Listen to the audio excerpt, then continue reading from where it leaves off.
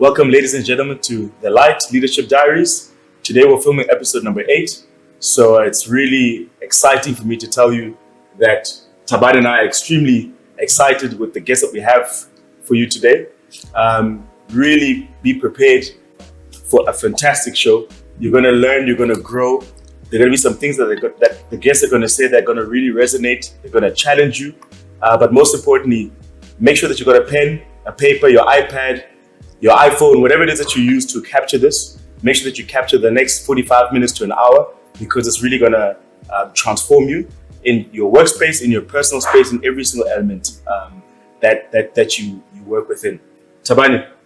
We always say we are excited, but it is, I think, from the episodes that the audience has seen, I think we truly are excited. I mean, it's an honor for us to have esteemed guests that we really look up to, that we admire in the different spaces that they are in, and really excited to learn with the audience at home. Just some of the jewels and gems that I think we will get today. So, yeah, I mean, as usual, maybe we want just for the guests to know. Ideally, what we start with is basically an introduction of who you are. And the way we like to do it is a little bit different. How we do it is we get you to introduce yourself, and then we introduce you.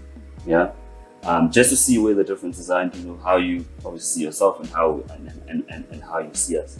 And I don't know how we want to do it this time. Do we do ladies first, or do we? I don't know how do we? Let's flip the script. Let's flip the script. It's 2020. Come now. Let's flip the script. I think being 2020 and we're in really difficult and challenging times of COVID. Tabila, I think it's important that you take us. This is what happens when you're the only rose amongst the thorns. But anyway, that's okay. So I'm Tabile. I'm Kuzayo. Okay, how do I introduce myself? I'm currently a channel and category director. I look after a category that's quite a sizable chunk in a very successful multinational. What else would I say about myself? I am a normal girl who works hard, who's got an amazing support system and is connected very strongly to God. And more than that, I believe very strongly that I'm blessed to be a blessing unto others. And that is me. Wow. In a nutshell. So can you please do the audience justice? They always do this. They always do this. Tabile properly. So Tabile Kuzwayo studied at Rhodes University, and then I mean, she's worked, I think, predominantly the most of her career at the multinational that she's speaking about is Unilever, where she started as an assistant category manager, working on household care, working on hair care, and then she did what they call a secondment. But what that means is she went to Australia, where she worked for about 1.5 years as an assistant category manager on ice cream. And then she came back to South Africa, promoted to category manager, where she was handling hair care for Unilever. And then after that, she did, as a national account manager, she moved to national account manager space, where she did a couple of roles. So one of them being in the Pick n Pay space, where she was national account manager on Pick n Pay. Then she did Massmart. And then after that, she did Southern African Exports. And then came back and became what they call team leader, which I think is a transition role into what eventually became, where she was promoted to director for handling basically the Pick n Pay and the Spar teams. And then now she's recently moved into the category and channel director, handling home care, which is, I think, just over 35 to 40% of the Unilever business. So quite a sizable chunk of the business for Unilever. And it's interesting. Maybe I'll just go straight into, because what we usually do is we ask people to basically tell us about the individual that we are talking to, and some words that have been used. Some of them is very spiritual. Some of the words used was very tenacious, very strong-willed, very passionate, and especially passionate about promoting and working with women. And I'd like to read something that I got, which I found very interesting. I think it really encapsulates Tabile, and it says Tabile is a true leader, one who leads first by example and then leads through people. In tough times, she stands for what's right and not just what's easiest. She's passionate about the success of women and has employed, promoted, and guided the careers of many. She's smart, she's compassionate, she's dependable, she's authentic, she's a boss. Oh, Yeah, so I don't know oh, I feel so. what you think and how you feel when you hear such things and how we presented you to the audience. I'm speechless, and I'm not often speechless. You're never speechless. Oh, Definitely. yeah, I'm absorbing. That was amazing. Yeah, I I'm think absorbing, yeah. I think that's I don't know. I'll hand over to Mike and yourself, Katan, to basically maybe introduce yourself. Yeah. Firstly, I think thank you guys for the invitation and such a generous introduction. So I'm Khetam Malefani. I've never had to do this. I guess so. I'm firstly a father to 3 daughters, a husband, and I guess an executive at Discovery, in that order. So I guess the most important aspect of my life is being an example to my daughters. I've got 3 beautiful daughters, twins, and a 17-year-old daughter. So I have a 10-year gap between my daughters. So you can imagine how challenging going on holiday is, for example. You have to cater for a 17-year-old on the one hand and 7-year-olds. But it's been a lovely journey. And then I guess professionally, I mean, I've been very lucky to be. I work at Discovery. I have been for the last 17 years. I run what we call mass market distribution, which I'll obviously elaborate on as we go along. But it's been a lovely journey. It's been a great, rewarding journey. Hopefully, both for myself and for the organization, because for me it has been very rewarding. So yeah, I run as a hobby.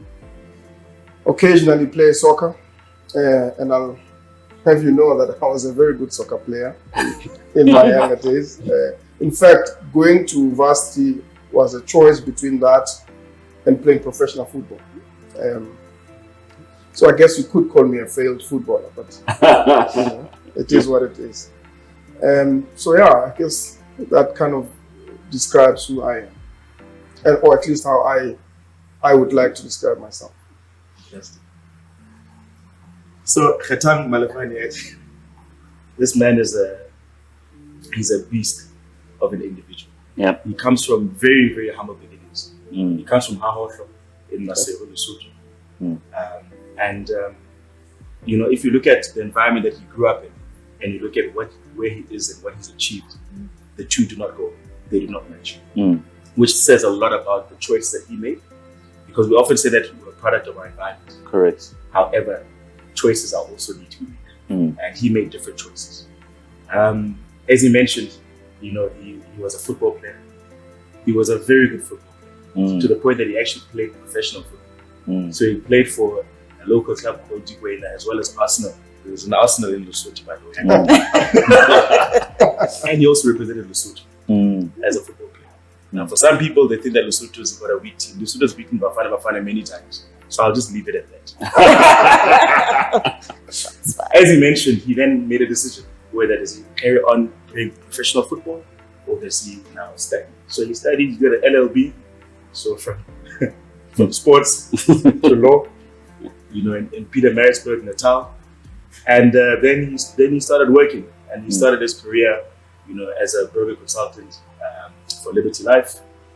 Then moved to MedScheme as a broker consultant, and then Discovery as a broker consultant. So you can really tell already that people, he gets his energy from people. From that, he He's done many roles, sales manager being one of them, and now an exec within the organization, as I mentioned, heading up the mass market business. Khetang also did a leadership program through Oxford as well, and he's done many things, as I mentioned, within Discovery. In fact, people refer to him as Mr. Discovery. When you talk to people, they call him Mr. Discovery. I saw that. Yeah. He's extremely passionate about the company, and his passion has resonates through people. When you talk to him, at some point, people with an MBA will tell you they have an MBA. At some point, you'll know that Khetang works at Discovery because of how passionate he is, and I'd like to believe it's been a mutually beneficial relationship. People that know Khetang very well have had many things to say about him. In fact, often when we ask people to help us describe, give us characteristics about an individual, you'll get 3 or 4 paragraphs. But the people that spoke to us, I promise you, they couldn't stop saying things about Khetang, which also speaks volumes on the person that he is. So people said a lot of things, and I'm just going to summarize, like Thabani does very well. What they said is Khetang is a very honest and a very direct person, very extremely confident. In fact, one of the person borderlining on arrogance, but because of his humility, you would never perceive him to be an arrogant person. From a leadership perspective, he's somebody that you'd want to work for because he believes strongly in his team, he's passionate about his team and about developing and growing. Khetang is a person who, is all about excellence, and he demands it because he also embodies it within his working space. Khetang, some of the things I said is he's a very, very funny person. You guys haven't experienced that. Very witty person. Sometimes not even taking himself too seriously. Correct. What he's done very well was to really identify people, mentors, role models, and often people that were a lot older than us to help guide and shape. When I talk to Khetang, the first thing is, I saw your dad the other day. I often ask myself, you and my dad, where is this relation coming from? And with many of our fathers. So he's always, found, really key role models to emulate, but also to learn and to grow from, which have really helped him in his journey. He's a person, he adores his parents, he loves his family. He's a family person at heart. His wife, his kids, as he mentioned as well. He talked about how he loves to run, but he also likes the finer things in life. So don't be fooled by the exterior. He loves cars, he loves art, and he loves wine, of which within wine he loves Chardonnay. Chardonnay is one of his favorite things. And he loves football. So this is Khetang Malefane. Thabile, thank you very much, guys, for joining us today. Yep. And just on that note, I just want to dive into something that you said, Khetang. You spoke about, you made a decision in terms of between studying and carrying on in your football career. To many people, they probably would have chosen football. What was it about? Why did you choose a different route? To some extent, it actually wasn't my choice. And to your point about having role models, about having people you look up to, there's a very good friend of mine who is probably your dad's friend, distinguished lawyer here in South Africa, a man called Tifo Raditapu. Tifo has been a brother, a role model, and we had a conversation about football. And in fact, I was offered a contract by Moroka Swallows at the time. Swallows was then owned by Chico Twala and Mike Mangen. Yeah, so they offered me a contract, and they offered me 17 grand a month. Listen, I'm from Lesotho. 17,000 rand a month is a big amount of money. Especially back then. Especially back then. So we had a conversation because I lived with Tifo in his house. And I came back home with this thing. And Tifo tore this thing and threw it into the bin and said to me, let's go and study. And that coming from him, there was no discussion about it. He just said, listen, go and study. Football is a short career. Let's go and study. So to a large extent, it wasn't my decision. But, and that decision, obviously, changed my life. And I probably wouldn't have made the decision if I didn't have somebody I looked up to, somebody I admired, somebody who is a lot wiser than I am. So to some extent, it really wasn't my decision. So yeah. Tabila, I know you've also had some decisions that you've had to make in your career. In terms of roles, choosing the right role, leaving the organization potentially based on opportunity that will come. What would you say has been your compass in terms of helping you make the right decision in your journey? So the first initial thing for me, because I am a Christian, and I try to be very connected to Jesus and hear from God, and I always rely on, do I have peace about my decision? How do I feel about this? And I pray about it, and that kind of helps in guiding me in terms of how I feel. Then if I'm still, and generally I get 90% of my answers honestly from that, because I'm kind of grounded in terms of what I believe God wants me to do and what I'm here to do and what my purpose is and the plan that I believe He set out for me. And then sometimes when I need to get a little bit more encouragement because I'm really unsure, I actually reach out to people who are very close to me. So I would have made a phone call to Thabani once in a while just to say, this is where my thoughts are at. This is what I'm thinking. What do you think? And almost 80% of the time, they're kind of reinforcing what I'm already thinking, or they're helping me work through my thoughts. So really those two things also kind of help me in making my decisions, and obviously you always reach out to your family, those who are close to you. But that's kind of like how helps me with my internal compass and how I kind of work through the things make the decisions I need to make in life. Yeah. What would you say have been some of the challenges? I mean, as a and I never like to talk about this, but it's important that we talk about it. Yeah. Firstly, being a woman, in a very big, multinational organization, and then the second thing is being a woman of color. Yeah. And some of the challenges or the barriers that you would face. What have been some of those challenges? And I mean, right now, we heard when Thabani introduced you that you look after approximately 40% of Unilever, which is significant. Yeah. And and with that comes a great deal of responsibility, but also a great deal of trust. And it didn't just happen overnight. Yeah. What would you say were some of those things that have helped you to get to where you are? So for me, if I start with the first part of your question, was about the biggest challenges, to get to where I'm at. It's interesting, but probably the single biggest challenge was me, and it was more about not believing in my own abilities, not believing in my prior successes, and as someone said to me earlier on, really being in my head about everything.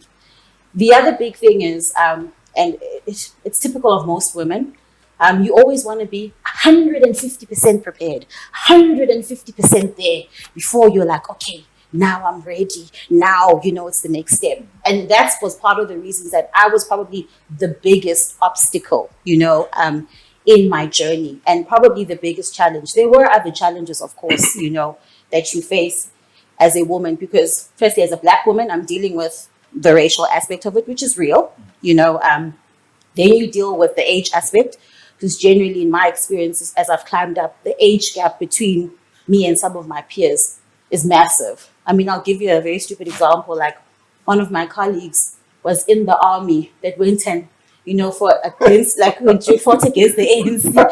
So I'm always sitting and going, okay, it's like this weird, dynamic, and I'm like, okay, right, so there's the age piece, and then there is just the being a woman piece. And I'm in a sales environment, and sales is very male. You know what I mean? There's a male energy that comes with that, a male confidence to say. So there have been those challenges, and working out how do I fit in and show up. And what has really helped me is drawing from how far I've come, looking back at every challenging situation and saying, look, I got through this. I learned a lot from it, and it's actually built me for the next role that I'm going into. The second thing I've had to learn is I need to be my own hype crowd. Like I have to hype myself, you know, I have to hype myself, you know, and I have to show up for things. I have to put my foot forward, even if I'm only like 70% there, it's fine. My past shows that I've been able to get there and I've done well. So I've had to really like rely on those things. And that's really helped me in moving up and remembering that I didn't start here, but look at where I'm at and look how far I can still go. And let me believe in myself and let me show up. And most importantly, come as me. Because of the environments I've worked in, where I am the minority, not only in race, in age, and in sex, honestly, I have to come as myself. I have to bring me. I can't bring Michael, I can't bring Tabani, I have to bring Utabil. And that's how I add value, you know, that's how I change the status quo and I cement my position at the table. And by the way, I can put my own table. I don't have to fit into your table. I can, you know, I can have my own table and that's okay. So that's really helped me in my journey. Yeah. A very long answer, but yeah. And I mean, for yourself, Ntang, I mean, the biggest challenge I think we face and that we get from people when we speak to them is they automatically assume that people like yourselves, it's just smooth sailing, right? Like, oh, you know, like even now when we're explaining your journey, you know, how we describe it was, well, you did this and then you did that and you did that and then, you know, you moved up. And I think a lot of people assume that, you know, it's just been smooth sailing. I mean, what have been some of your, I guess, biggest challenges and or lowest points, you know, in terms of within your journey to getting to where you are? Listen, I mean,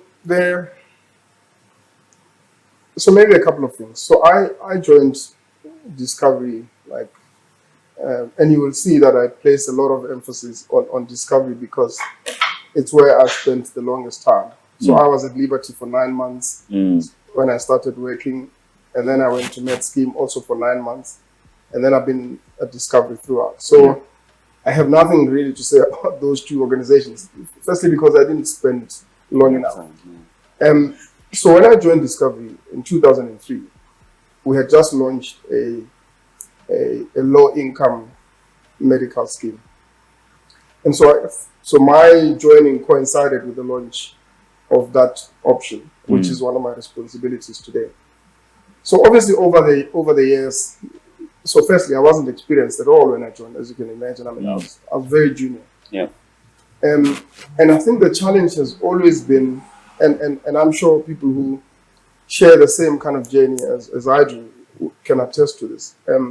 So when you start at the bottom. So you have to work your way up. And the biggest frustration for me was that you see the organization coming and employing people, and immediately, you know, they're above you because they have experience from somewhere else. And you have to pull yourself by your bootstraps and really work your way. Correct. And it is really one thing that I found incredibly disheartening. In that you would have these people who just come from outside who really haven't built a reputation within the organization, who just, you know, are placed above you. So that really was a frustration for me. So it possibly was actually the lowest point, as I was saying to you guys off air, that I mean, I don't share a lot of the struggles that people have in corporate. So I really don't have a lot of low points at Discovery, except, I mean, sometimes how you perceive your influence and how quickly you want to climb the ladder is not consistent with how the organization views things. So perhaps the frustration was that, you know, I wanted to climb quicker than what the organization was prepared to do.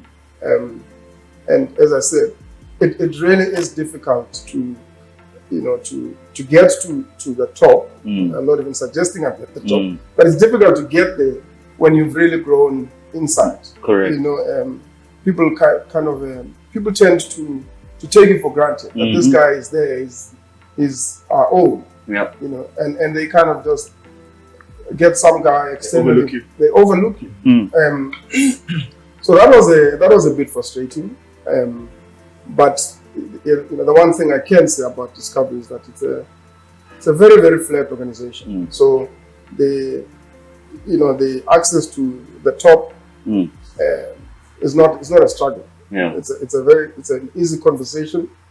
And I guess once we had the conversations, things started happening, and we kind of became a lot more aligned, I suppose. And I mean, you speak about the conversations, and you speak about obviously people coming in. It's a role you want, right? And then Yeah. someone comes in and does the role. How do you, to even get yourself to having the conversation, how do you work through that? You know, because for some people, they become disheartened, and some even leave organizations because of that. You know, for you've been there for a while, and I'm sure there's been many positions that you would have wanted and you would have been overlooked for. How do you keep yourself, motivated to A, stay, and B, to still strive for the, I guess, the next level when it sometimes doesn't feel like it's something that's gonna come through or happen? I think what makes the conversation difficult to have is when you have nothing to show for it. Mm. One, and two, when you're not confident in your own ability. Yeah. It's very difficult to have the conversation. Mm. But if you can be in a space where you say, listen, this is what I've delivered, this is what I think of myself in terms of what I think I can achieve, and I think you again made the point earlier on that, I mean, the worst that will happen is they'll say no, Mm. Correct. but I guess, I mean, it also can't be, at least in my view, it can be an unreasonable request. Mm. And so my sense is that if you really have something to show for it, Mm. to say, guys, I'm not asking for something that comes from nowhere. Mm. I've been able to do this, and I think afforded the space, I can even do better. Mm. So the point I was making about the joining Discovery at a time that it was launching a low income medical aid Mm. was that, I mean, if you think about it, back then Discovery was always focused on middle to high income earners. Correct. So I came with, I mean, I'm a black man, and if we're gonna be frank, that product, the majority of the people who will buy a low income product It's are black. Yeah. So I understood that market possibly better than a lot of people within the organization. So all of the things that I was requesting, I think, firstly, by virtue of being black, I felt that I could contribute a lot more because I understand the buying patterns of a black man, for example, or of black people in general. The other ones is that when I really felt that I need to be a level above where I was, it was on the back of the success in some of the things that I had done earlier. Mm. So the requests were premised on the fact that I've done something successful. I think I'm due for a higher role. You know, so it wasn't just some random. I didn't just wake up and say, "Listen, I want a different role." I said, "Listen, I've built this, or at least I've been a part of this growth, and I think I'm ready for the next level." And I think it's interesting that in a roundabout way, the both of you have spoken about obviously the performance aspect of it, having that as a base, but also, I guess, putting yourself up or putting yourself out for something, Putting your hand up. there, putting your hand up and saying, "Wow, I'm here." And when we spoke earlier off air about, the worst that can happen is no. And both of you have spent the majority of your careers in one organization. Right. And I think obviously it is frustrating to work in an organization and people keep coming in. But we have Michael, who has worked for more than one organization, right? And what I want to understand from Mike is, how does that feel? Because I assume, so they feel, well, it should have been my role and that's what I want. But you are coming in and you know that there are people who feel like they should have been their role. How do you handle that? That's a great question, because I felt that way in many different roles in joining, different organizations. Mm. So the first thing I'd always ask myself is, why did the people that applied for the role, why did they not get it? Correct. So that I have a good understanding. Because often it's somebody in my team or people in my team Exactly. that I'm going to have to work with, Yep. lead through their disappointment, Yep. and hopefully get the best out of them in that process. Mm. So it's to understand that. Mm.